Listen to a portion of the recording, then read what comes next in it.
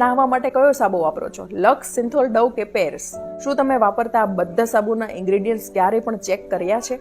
આમાં કેટલા બધા ટોક્સિક કેમિકલ્સ વપરાય છે જે મોટાભાગના લોકોને ખ્યાલ જ નથી.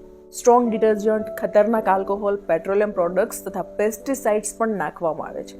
લગભગ બધા જ કોમર્શિયલ સાબુ જેવા કે ડેટોલ, ફિયામા, ડિવેલ, Park Avenue, Pears, Vivel, Lux, Lifebuoy, Cinthol, Medimix અને પતંજલિ તથા બીજા પણ અન્ય સાબુ લગભગ બધા જ ઘરોમાં જોવા મળે છે. બધા સાબુમાં ખતરનાક કેમિકલ્સ જેવા કે SLS છે, પેરાબિન્સ છે, આર્ટિફિશિયલ કલર, આર્ટિફિશિયલ ફ્રેગ્રન્સ અને આનાથી પણ વધારે કેમિકલ્સ જોવા મળશે. કોઈમાં વધારે તો કોઈમાં ઓછા પણ છે, તો બધા જ ખતરનાક કેમિકલ. બધાથી ખરાબ જો કોઈ હોય તો એ છે ફ્રેગ્રન્સ. મારું માનો તો તમે જે સાબુમાં ફ્રેગ્રન્સ અથવા તો પરફ્યુમ લખેલું વાંચો તો એ સાબુ યુઝ કરવાનું જ બંધ કરી દેજો. કારણ કે એક આર્ટિફિશિયલ ફ્રેગ્રન્સ બનાવવામાં 200થી પણ વધારે અનડિસ્ક્લોઝ કેમિકલ વાપરવામાં આવે છે. કંપનીઓ પાસેને પોતાની ફ્રેગ્રન્સ માટે પેટન્ટ હોય છે, એટલે ફ્રેગ્રન્સ બનાવવા માટે વપરાતા કેમિકલ્સ ક્યારેય પણ નહીં બતાવે.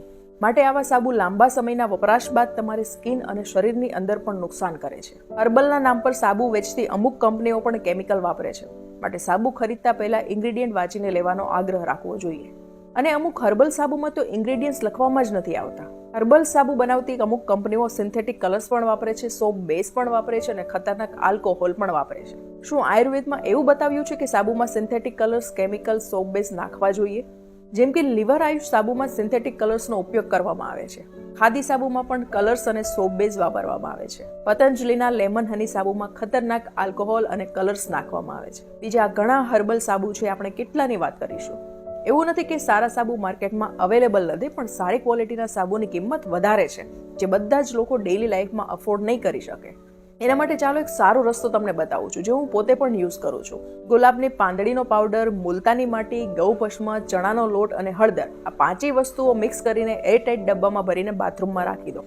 આ પાંચેય વસ્તુઓ કેટલી માત્રામાં લેવાની છે એની માહિતી ડિસ્ક્રિપ્શનમાં અને કમેન્ટ બોક્સમાં મેં આપેલી છે. નાહતી વખતે 2 ચમચી આ મિક્સ પાવડરમાં પાણી ઉમેરીને પેસ્ટ જેવું બનાવી લો.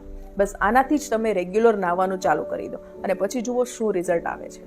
નાના બાળકોથી વૃદ્ધ વડીલો બધા જ માટે ફાયદાકારક છે. માટે ઘરમાં બધા માટે અલગ અલગ સાબુ લાવવાની પણ માથાકૂટ જતી રહેશે.